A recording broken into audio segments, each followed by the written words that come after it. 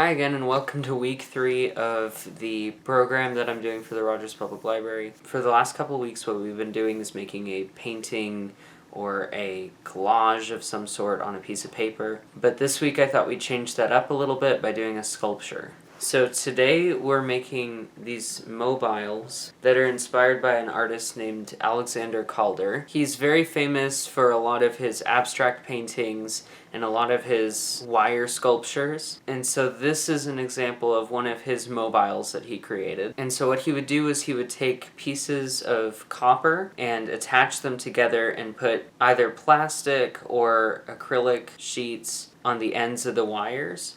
That way he could create a really neat looking mobile. So to recreate that, what I did was I took some pipe cleaners, colored paper, scissors, a ruler, and a pencil. If you don't have pipe cleaners, you could use string. It just won't be as big. So what I did first was I cut out the individual pieces of pipe cleaner and arranged them into the shape that I wanted the actual mobile to be. So a lot of this project is going to revolve around balance. So if one side of your project is too heavy, the other side is going to start falling down, and if you want it to be even, it's not going to work.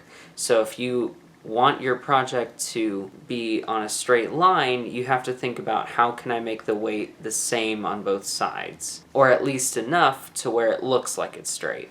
So a way that I found to do this, if one side was too heavy, is I would take a smaller piece of pipe cleaner and wrap it around the end of one to create sort of a little ball, so that whenever I hung it up, it didn't look like there was too much added to it, but it was heavy enough to hold itself up. And then once I had the actual shape of it, I cut out some triangles from a red piece of paper. I cut the first one out of the corner of the paper, and then I transferred it over to another side of the paper, traced it, and cut the same shape out. So whatever shapes you end up making, you're going to want to have 2 of them. And I'll explain why in a minute. So after I cut out my pieces, I poked a hole in the center of the actual piece with a toothpick, and this created a hole that I can slide pipe cleaner through. So then I did the same to the other side with the same placement for the hole, and I cut a small piece of pipe cleaner, and I put the pipe cleaner onto the actual sculpture so that I could wrap it around, and then I stuck both of the pieces of the paper that I cut out onto the ends of the pipe cleaner. And then I did this for the other parts that I wanted to create. I made a circle, and then I made a blob and a random shape that I made with the ruler. And so I put those onto the other pieces just the same way that I did the triangle, just cutting the hole with the toothpick and then sticking it on. And then what I did, after I had all of my pieces put onto the actual structure, I went through and I took a glue stick and I put some glue on the bottom side of it and put the top side on it so that it would be back to being a flat shape, but it's still covering the pipe cleaner on the inside so that you don't see that. And then once all of those were dry, I wanted to see if it was balanced. Turns out it was not. I wanted it to be more of a flat shape and not curved. So what I ended up doing was I tried to put some supports. So I took a piece of pipe cleaner and I stretched it from one side to the other in a triangle shape so that whenever it bent, it would be lifted up by something else. And then I tried to do another one of these on the other side, and it was still bending way too much. So what I ended up doing was I cut the end piece of one side and I stuck it to the bottom.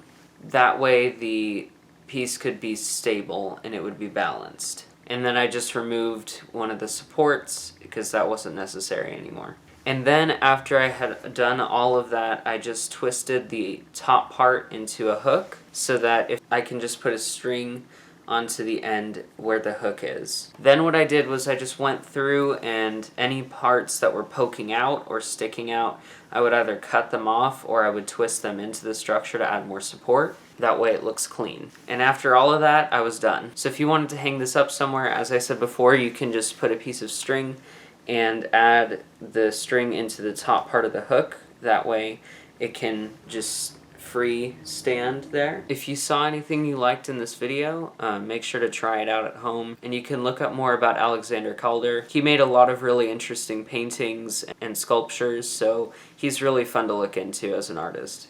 But other than that, I'll see you next week with something new.